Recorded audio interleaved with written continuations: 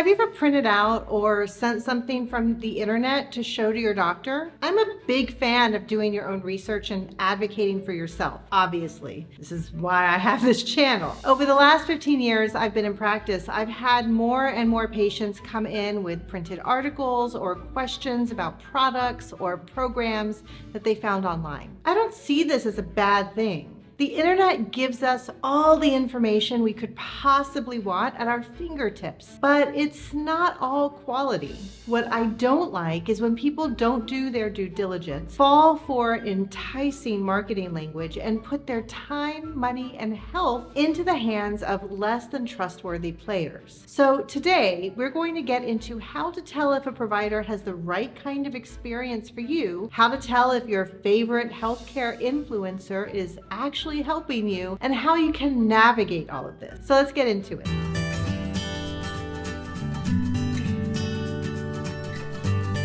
Times, they are changing, and long gone are the days where you go to your local town doctor for all of your info and questions regarding your health. We can now Google for the best doctor in our state or country. We can find providers who do telemedicine consults, and we can order products or take programs from experts around the world. This is actually kind of amazing, because what if you had happened to live in a town with a horrible doctor? You were kind of screwed. But now you can go out and find your own experts. But how in the world are you supposed to do that? The first thing I do when a friend or family member messages me, I need to see a doctor, what do you think of Dr. So-and-so? Is I go online and try to figure out, who is this doctor? So what do I mean by that? I mean, what kind of doctor are they and what is their experience? Notice I didn't say what school they went to, because honestly, that doesn't really matter.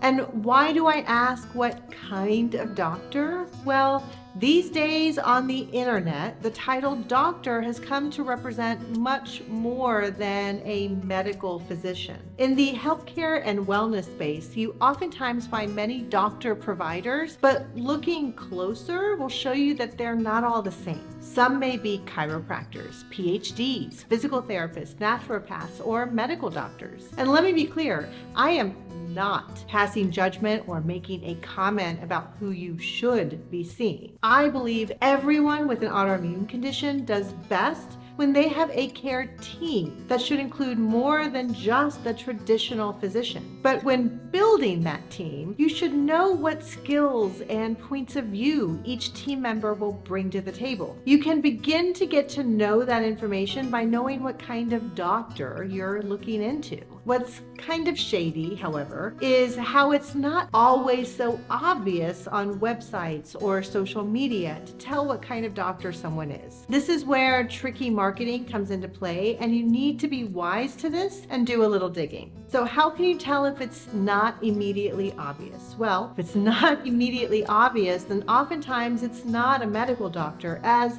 a medical doctor will often put the letters MD or DO after their name. If it's not explicit in the About Me or About Providers page on their website, I recommend checking LinkedIn, as many will have their professional backgrounds listed there. You also want to know what their experience is. The more time they've spent caring for people like you, meaning with similar symptoms or conditions, the more you will benefit from that experience. This is why I advocate for the team approach. If you are only seeing one provider, if you put all your eggs in that one basket, you will only benefit from that one person's experience. But if you have a team, say a rheumatologist, a physical therapist, an acupuncturist, and a psychologist, then you are benefiting from their collective experience. To achieve the title of doctor in whatever field you are in requires a high level of work and commitment, for sure. However, only medical physicians are required to go through residency and fellowship training.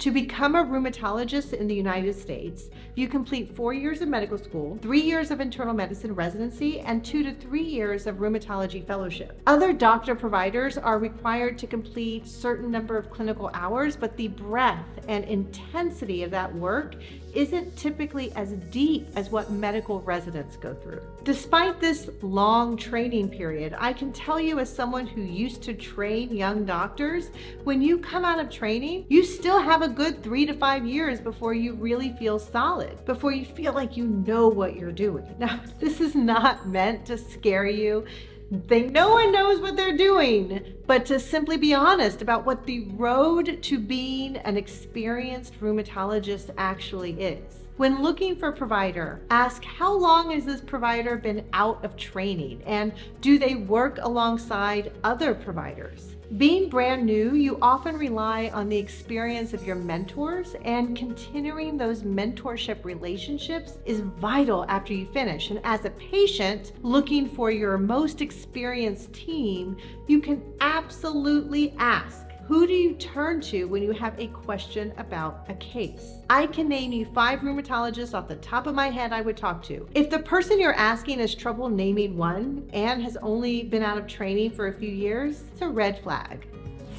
Hey there. So I'm just jumping on real quick to let you know about something I've built that will get you answers faster. Your appointment home run handbook. I developed this after over 15 years of seeing thousands of autoimmune patients. This totally free handbook will help you think through your symptoms, your past experiences, and your family history so that you can walk into your appointment ready to tell your story and walk out confident in your plan. The best results my patients have had is when we are on the same team, and this is what I want for you and your doctor, which is why I've made this handbook totally free.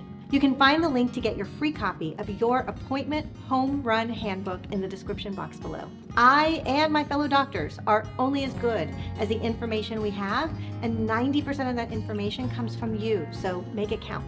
When you aren't feeling well with symptoms that no one can explain, or you are first diagnosed with a new autoimmune condition, let's just say it. We all go down the internet rabbit hole. I mean, that's probably how you ended up here. We either go to a search engine like Google or go straight to our social media drug of choice and start searching for answers, validation, and hope. But we gotta get real about how social media works and how that may influence the information you're reading and you're watching. All social media platforms utilize algorithms based on a number of factors to show you certain content. The factors that are taken into account don't have anything to do with the quality or trustworthiness of the actual material, which can be a challenge when you turn to it for more than just entertainment. This is likely to be exacerbated by the use of AI.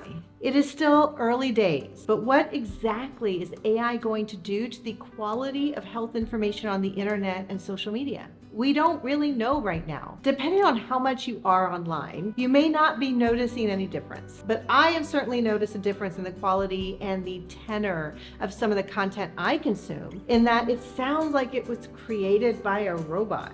So if you aren't as online as I am, which by the way, if you aren't, God bless, stay that way. What are some of the signs that what you're reading was actually made by a robot and not a person? So does the content sound or read like a natural person, or does the grammar sound off? Do some of the sentences sound redundant, or do you finish it and think, well, I didn't really say anything at all. It was just talking in circles. Does the content have a specific point of view? And is that point of view based on personal experience? Lastly, I'm going to recommend to pay attention to the words being used. During those 5 to 6 years of training that young medical doctors are exposed to, they care for every type of human and almost every type of disease. During this time, you learn about life and death, and how the decisions you make as a doctor can influence each one. What I have noticed on the internet and social media is the words someone uses in their marketing and on their website and their content. The words will show you what their training and experience is. You will be hard pressed to find an experienced rheumatologist use the word cure or flippantly use the word remission, despite these words being rampant across the internet. Again, this is not to say that other types of doctors and providers can't be a meaningful part of your healing and provide substantial relief.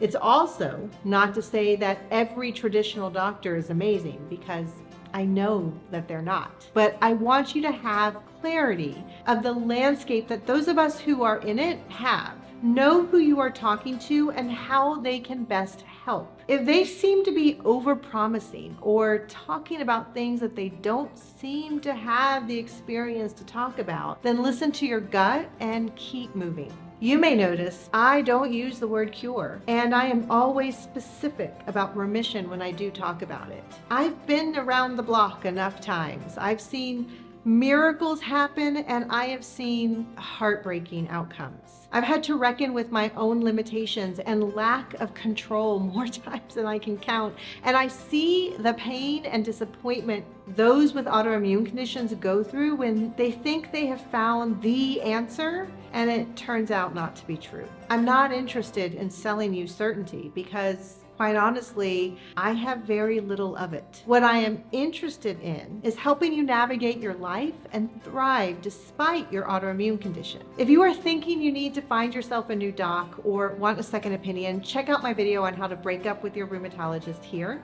I hope you found this helpful. And after all that talk about social media, it actually does help if you like, share, and subscribe. Share this with anyone you think could benefit from this information, and we'll see you next time. Bye-bye.